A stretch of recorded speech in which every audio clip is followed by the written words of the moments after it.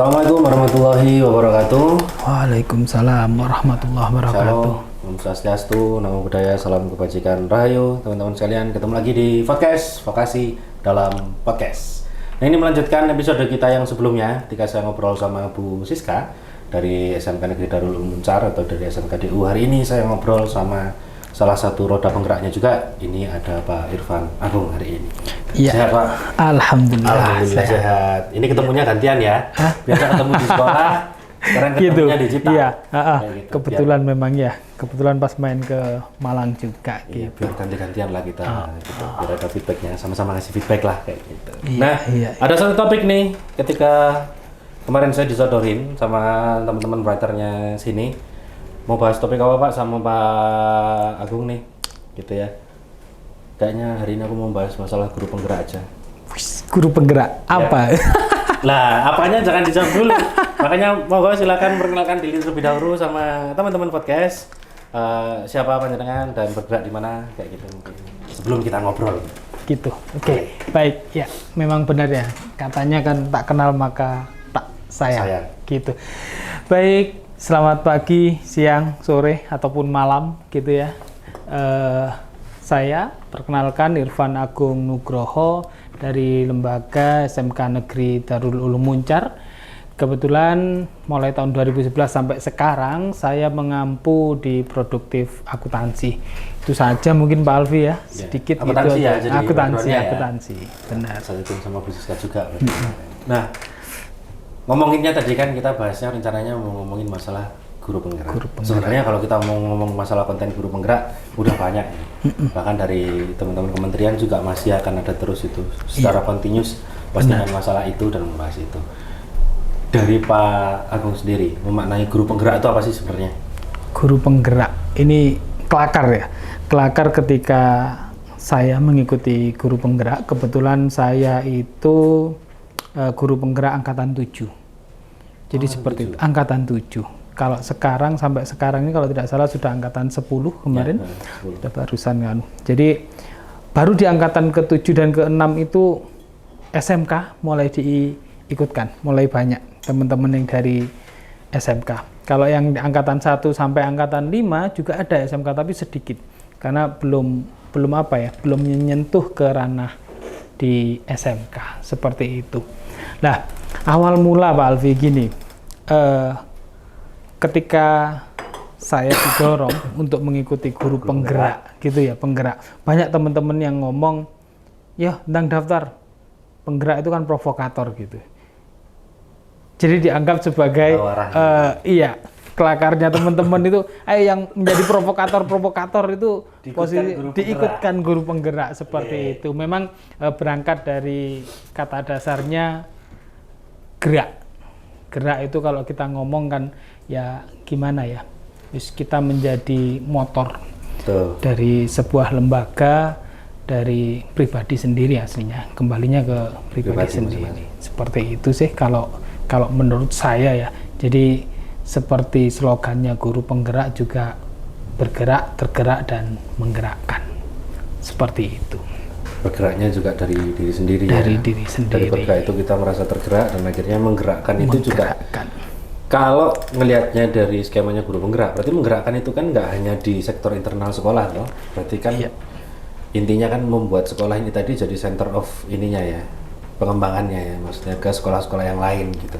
Iya, jadi gini, kalau kita ngomong program penggerak, mungkin di episode yang sebelumnya jenengan sudah omong-omongan juga sama Bu Siska ya. Itu partner luar biasa bagi saya. Wah. Gitu kan dia. Jadi 24 kali 7 lagi. Bisa jadi. Iya.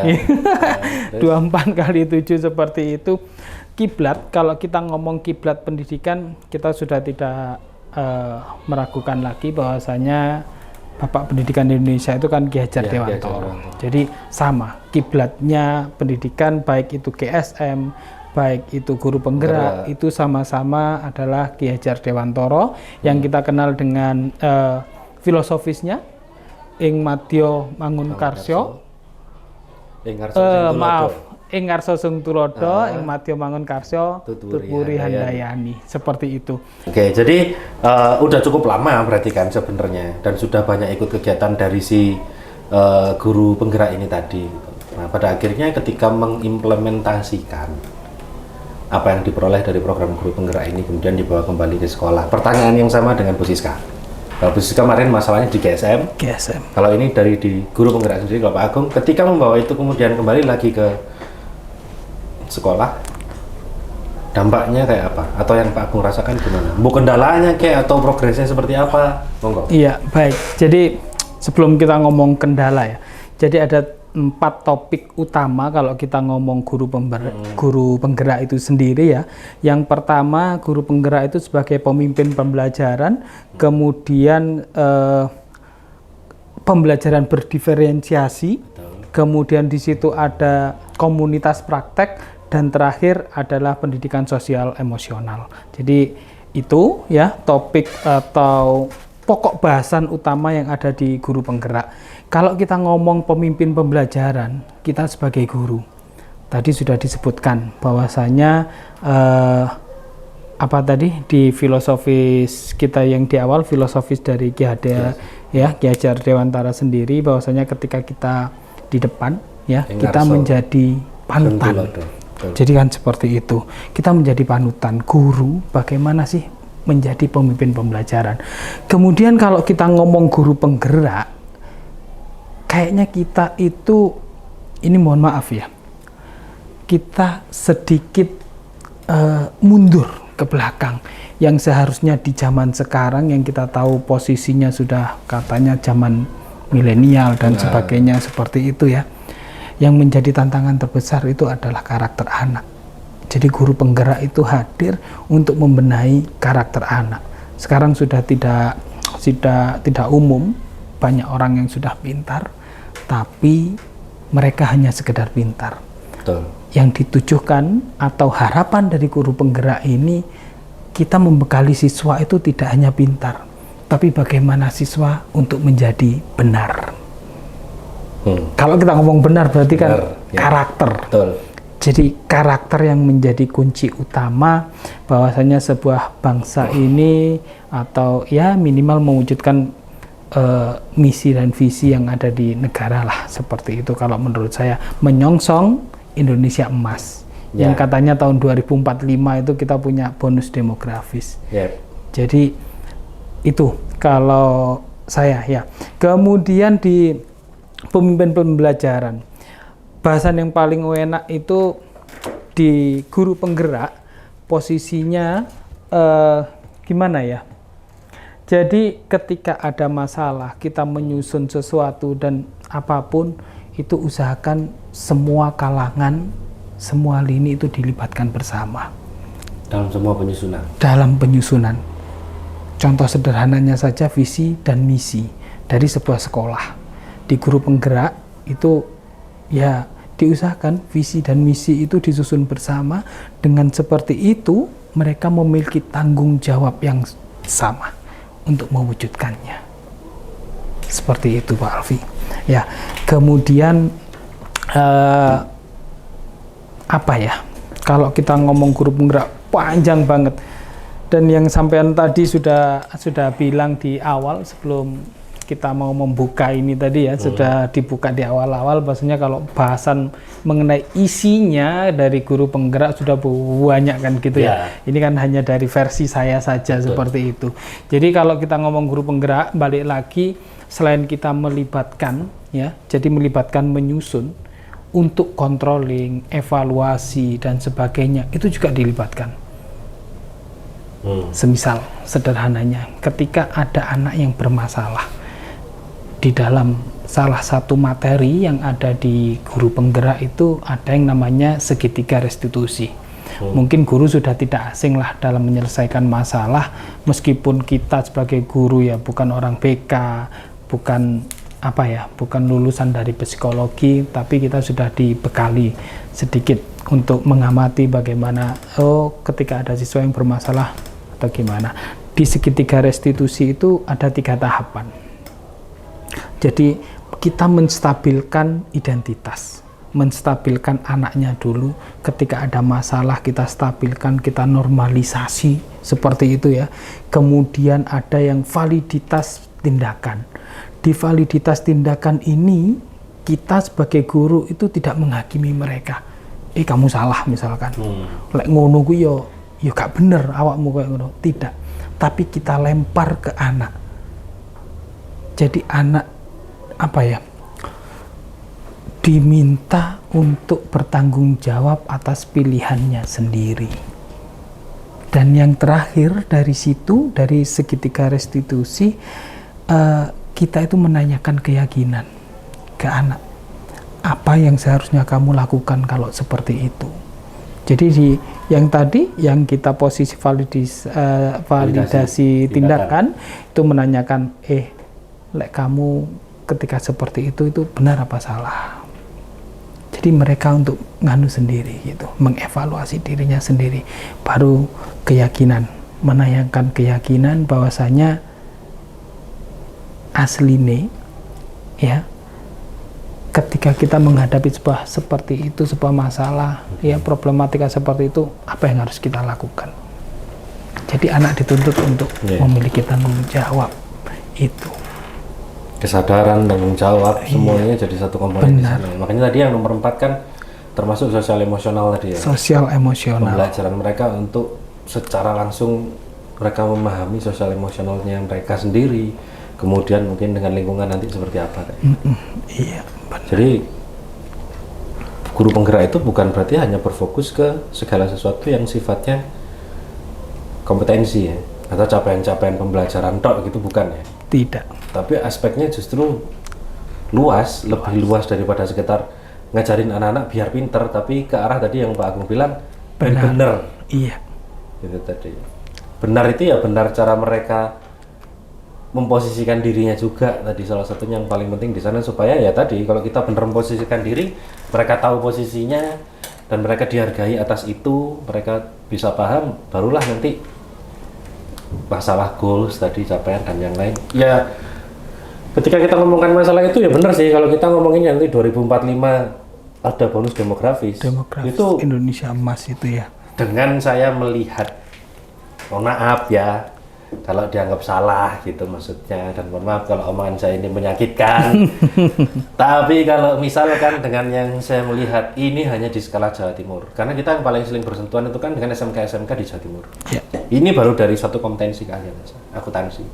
Baik anak-anak yang datang ke kantor kita atau kita yang datang ke sekolah untuk menghadapi anak-anak, kok rasanya agak jauh ya ketika kita mau ngomongin bonus demografi yang benar-benar bonus di tahun 2045. Secara jumlah iya, mungkin mereka yang berada di usia produktifnya, mereka yang diharapkan berada di usia yang bisa membawa Indonesia ke bonus demografi tadi, iya secara usia, tapi secara kematangan saya kok nggak ngelihat itu bakalan nyampe ya. Sepakat, itu yang saya gitu katakan loh. Bahwasanya kita kayaknya agak mundur sedikit, yang seharusnya di tahun yang sekarang kita sudah tidak mengomongkan hal-hal yang fundamental, iya. Tapi kita dipaksa untuk ke situ, untuk membenahi karakter. Bahkan saya pernah mendengar gitu ya, ketika kita pengen posisinya di situ untuk menyongsong yang Indonesia emas itu,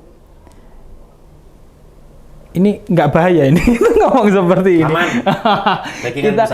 Dekengan pusat gitu ya. Kita harus memangkas banyak orang, memangkas beberapa generasi biar benar-benar itu tadi. Makanya untuk guru penggerak itu difokuskan kepada siapa? Yang paling banyak adalah sekolah-sekolah rendah. Tidak. Guru-guru yang dimasukkan, yang mengikuti guru penggerak ini pada dasarnya yang paling banyak itu guru TK sama guru SD. Jadi tingkat dasar. Oke.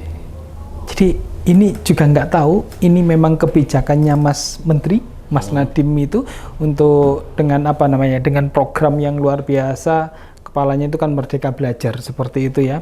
Nah, baru di SMK yang paling banyak yang mengikuti yaitu sudah di angkatan ke-6 dan ke-7. Memang benar, saya merasakan bahwasanya kita harus membentuk anak untuk membentuk keterampilan, bukan hanya keterampilan pengetahuan, itu kan gampang. Betul. Kita butuh seminggu, 2 minggu, 1 bulan misalkan. Itu ada risetnya. Ketika kita mau ahli sesuatu itu nggak perlu bertahun-tahun belajar. Iya. 20 jam pertama kita belajar, itu kita udah ahli. Sudah. Apalagi hal yang diulang, yang repetitif, yang seperti itu. Apalagi yang repetitif. Tapi pertanyaannya, ketika kita ingin membentuk karakter, itu tidak bisa bim salah bim, nggak bisa. Makanya harus dari kecil kita tanamkan seperti itu. Etika profesi, etikanya aja etikos itu, sesuatu yang timbul dari kebiasaan. Kebiasaan. Bukan sesuatu yang serta-merta diajarkan. Benar. Dan mereka ngerti gitu. Benar. Ya makanya agak ini ya, akhirnya korelasinya juga akhirnya nyambung. Ketika kita ngomongin kalau mau jemput bonus demografi, bukan masalah hanya sekedar fasilitas pembelajaran itu yang dikasih. Tidak. Tapi ya secara dari segi karakter dan yang lain itu juga mereka harus benar dimasukin. Ya memang kemarin sempat ramai juga kan, ada beberapa YouTube juga membahas masalah skipping generations. Jadi kita akan nge-skip beberapa generasi dalam rangka menyongsong Indonesia Emas, termasuk yang dalamnya sebagian, bahkan katanya sebagian nanti dari yang di millennials juga gitu, nggak kayak kita yang dari Gen X katakanlah. Oh enggak ya, Pak Agung Gen X, saya masuk milenial kalau lihat tahunnya. Ya, nanti diagram saya tahunnya, masih muda saya. diagram tahunnya nanti biar dikasih sama Kak Firhan. Ya, kalau yang Gen Z, Gen X, milenial itu boomer itu di mana? Tapi ya nggak bisa kita serta-merta skipping generation juga. Skipping generation itu mungkin kalau menurut saya bukan lebih ke 2045-nya, tapi ya kalau mau long last nih negaranya sepanjang itu, ya sekarang yang paling nomor satu sih memang harus dibenahi ya masalah karakter. Budi pekerti. Betul. Budi pekerti itu juga menjadi pokok bahasan yang ada di guru penggerak ya. Jadi pokok bahasannya itu apa namanya ya? Yang pertama kalau tidak salah ini ya. Jadi pembelajaran itu ibarat menuntun siswa, menuntun. Karena apa? Siswa itu sudah punya apa namanya ya, bakat dan minatnya masing-masing. Nah, peran guru di sini, ini saya yang sangat sepakat itu dengan filosofi dari KHD bahwasanya guru itu ibarat petani. Jadi kita itu hanya seperti petani, hanya beda profesi. Profesi guru kan ya di kelas dan sebagainya. Padahal tidak. Yang bisa menjadi guru itu di semua kalangan. Nah, yang dikatakan guru sebagai petani, kita itu menyiapkan lahannya. Kalau di guru mungkin rencana pembelajaran dan sebagainya gitu ya, memupuk dan sebagainya. Kemudian kita itu menjaga tanaman itu biar tumbuh sesuai itu tadi bakat dan minatnya. Yang kami katakan posisinya seperti petani, bila mana Pak Alfi misalkan beli di toko pertanian, oh saya beli biji atau benih dari cabai misalkan, yang tumbuh pasti cabai. Nggak mungkin Pak Alfi beli cabai tumbuhnya tomat, tumbuhnya terong, nggak mungkin. Kalau kita ngomong cabai pun ada berbagai variasi kan gitu kan ya, ada cabai kecil, kemudian cabai besar yang hijau gitu, kemudian jadi yang merah seperti itu. Jadi kalau kita ngomong apa namanya ya, kembali lagi mereka siswa atau anak didik sudah punya bakat dan minat masing-masing. Lah guru itu hanya sebatas mendampingi, hanya sebatas fasilitator. Nah di situ kita menyisipkan yang menjadi fundamental itu tadi ya, budi pekerti. Karena seperti yang dibilang sama, kita terkenalnya mungkin istilah ini dari Margaret Thatcher gitu ya. Padahal ternyata kalau ditelusuk ke belakang lagi, waktu zamannya sahabat Nabi itu sudah posisinya siapa itu? Ali bin Abi Thalib itu sudah ngomong bahwasanya karakter itu akan timbul dari perilaku timbul dari pikiran, seperti itu. Makanya penempatannya adab itu di atas ilmu. Iya. Dan memang ya itu fundamental. Tapi banyak dilupakan karena orang ngejarnya bukan value tapi nilai. Iya. Itu skornya yang dicari. Ternyata guru penggerak itu nggak ini ya. Maksudku, tak pikir guru penggerak itu pergerakannya yang konservatif gitu. Jadi mengajar gimana caranya supaya mereka yang ada di posisi guru penggerak itu bisa mengembangkan guru-guru yang lain untuk melakukan hanya sebatas sampai, mohon maaf ya teman saya, sampai ke upgrading gitu, upskilling atau updating. Ternyata enggak ya. Fundamental banget loh. Jadi kita kembali lagi apa namanya ya? Kalau dibilang upgrading mungkin juga iya, karena kita merefresh kembali. Ini untuk teman-teman guru yang yang berangkat dari kuliahnya di pendidikan. Tapi kalau yang tidak, mungkin yang di luar pendidikan itu mungkin sesuatu hal yang baru. Benar yang katanya Pak Alfi gitu. Jadi memang tadi yang empat apa ya, guru penggerak tadi loh. Di situ kita diajari bagaimana pemimpin pembelajaran, kemudian diajari bagaimana pembelajaran berdiferensiasi yang notabene dari tadi bakat dan minat siswa itu, kemudian komunitas praktisi. Lah ini komunitas praktisinya ya, kita diminta untuk menggandeng, merangkul dari teman-teman yang apa namanya ya. Ini mohon maaf ini. Ya, tapi mungkin nanti kalau Mas Menteri juga dengar, gimana? Enggak apa-apa kan ya? Maksudnya gini, ini pengamatan saya ini ya. Pengamatan saya banyak teman-teman yang berada di zona nyaman. Ketika mereka sudah di zona nyaman, sudahlah. Kenapa ikut itu? Itu malah justru merepotkan. Jadi teman-teman siapa dulu ini? Wah. Ya itu tadi. Maksudnya guru. Seprofesi. Oh ya. Oke. Ya. Terus? Jadi gimana ini ngomongnya ini? Posisinya banyak mereka yang beranggapan bahwa nggak usah ikut itu. Toh saya sudah nyaman secara pekerjaan dan semuanya. Jadi tidak ada tantangan. Padahal dengan mengikuti guru penggerak ini banyak hal-hal yang baru. Pembelajaran yang baru yang kita dapat. Itu sih aslinya. Bener lagi. Banyak ya memang yang kayak gitu. Jangankan ternyata jangankan ini ya, jangankan GSM gitu ya, yang maksudnya berbasis pada komunitas. Kalau bahasanya orang-orang ya, yang akhirnya mengambilnya cuma sampai pada dasar ya wis pokoknya sekolah itu sing menyenangkan, tepuk-tepuk tangan, yel-yel, mau gambar dan apalah. Ternyata guru penggerak pun dapat stigma yang sama ya. Sama. Malah yang ini dicap merepotkan. Banyak orang yang seperti itu yang bilang. Ada beberapa lah ya. Beberapa oknum mungkin ya. Jadi banyak yang ketika nyapos harus seperti itu, harus. Tapi repot beneran nggak? Pak Agungnya? Kalau saya pribadi sih mengalir saja ya dengan seperti itu. Jadi mengalir saja. Biasanya saya punya prinsip gini, karena prinsip gini Pak Alfi ya. Otak saya itu jangan diibaratkan seperti ya gelas seperti inilah. Ya, kalau gelas ini akan penuh itu ketika ada yang ngisi. Tapi saya mencoba bagaimana otak saya ini seperti api. Jadi kalau kita membakar sampah, membakar apapun itu, ketika kita hanya membakar kertasnya misalkan, di sebelahnya ada plastik, di sebelahnya ada apa namanya? Mungkin ada daun seperti itu, semua pasti akan terbakar. Jadi ketika kita belajar, saya akuntansi, tapi apa cukup dengan akuntansi saja? Tidak. Psikologi anak yang tadi kita ngomong budi pekerti, itu kan erat kaitannya dengan mapel-mapel yang lain, semisal ada PKN, ada pendidikan agama dan Islam. Kalau mau dikotakkan begitu.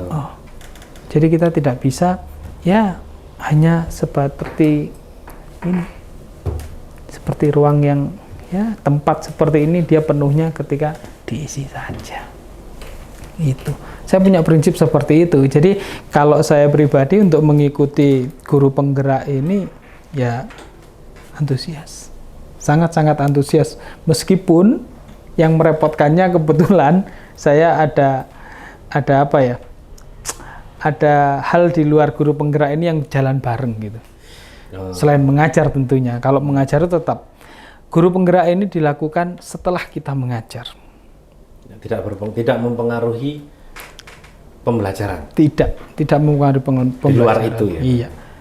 Ketika kita ada ketemu gitu ya, ada kayak momen-momen sharing gitu. Jadi ini yang luar biasanya kita ditemukan lokakarya namanya. Lokakarya itu ada lokakarya 1 sampai ke 7. Jadi hampir setiap bulan itu Pak Alwi kita ditemukan, kemudian diajak semua, minggu atau maaf, Lokakarya 1 ini kita ketemu sama orang-orang ini, Lokakarya kedua belum tentu dengan orang yang sama.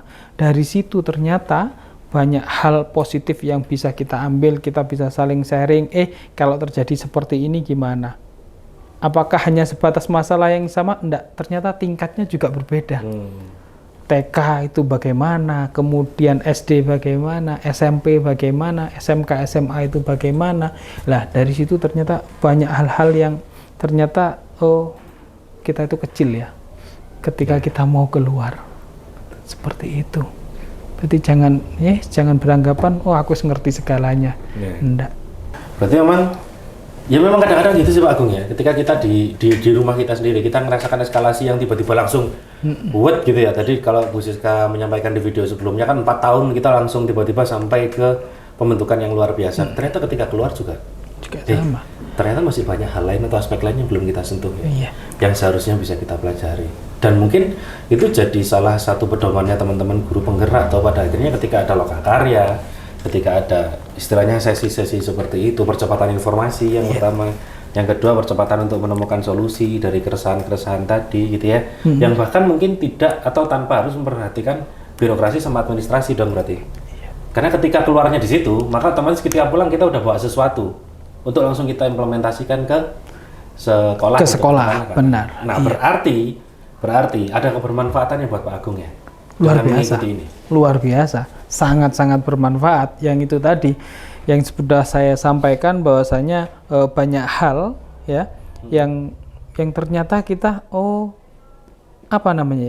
cara makan saja sederhananya, cara makan itu banyak kan gitu kan ya. Cara makan banyak, meskipun yang kita hadapi sama-sama satu menu gitu, tapi satu jenis makanan, ternyata cara makannya banyak. Dan itu juga terjadi ketika di sekolah. Jadi ketika kita menyusun rencana pembelajaran, kemudian kita melakukan sampai evaluasi seperti itu, ternyata banyak cara yang bisa kita lakukan. Nah, ini tergantung dari penguasaan kita terhadap bagaimana kita menganalisis. Kalau di guru penggerak sendiri itu kalau tidak salah itu namanya pembelajaran berdiferensiasi. Jadi ada 3 ya kalau kita ngomong diferensiasi, ada konten, ada proses, dan juga ada produk. Seperti itu.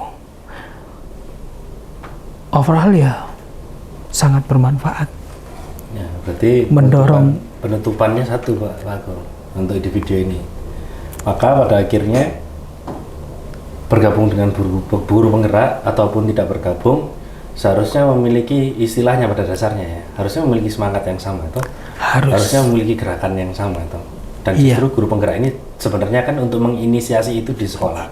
Maka pesannya Pak Agung untuk teman-teman di sekolah, katakanlah yang belum bergabung di guru penggerak atau tadi yang menganggap Pak Agung sebagai provokator sehingga dimasukkan ke dalam guru penggerak gitu ya, dan mungkin guru-guru yang lain juga di luar sana, pesan apa yang mau Pak Agung kasihkan, terutama dengan tadi ya, bukan ke menyongsong Indonesia Emasnya, tapi mempersiapkan anak-anak itu supaya jadi padi yang versi terbaiknya atau cabai versi terbaiknya dan yang lain.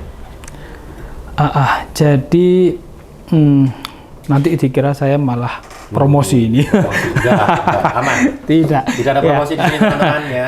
Belum ada yang masuk kebetulan memang. Oke.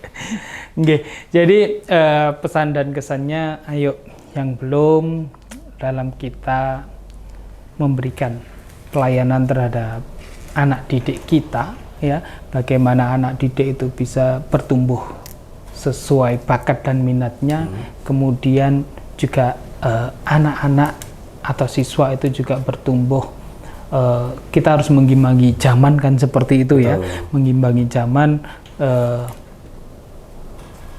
mungkin salah satu program yang dari pemerintah itu yang bisa diikuti adalah guru penggerak. Ini salah satu ya, meskipun banyak program-program seperti itu, karena di sini aktif lah, intinya aktif dalam mengikuti program-program yang baik dicanangkan pemerintah maupun target-target pribadi, entah ikut pelatihan-pelatihan, workshop, diklat dan sebagainya untuk pengembangan diri. Ya mungkin kita sebagai guru bisa nyangoninya anak kan hanya sebatas itu. Itu kalau jadi jangan pernah berhenti ya. Jangan pernah berhenti. Harus apapun itu harus kita gali. Iya. Jangan pernah merasa nyaman sih mungkin. Bener. Lebih garis bawahnya. Karena ya iya sih, lebih kencang ya, lebih deras arusnya ke depan nanti. Maka ketika kita ngomong menyesuaikan zaman, tidak menyesuaikan dengan zaman yang kita hadapi sekarang, tapi kita persiapkan mereka di zaman yang akan akan datang.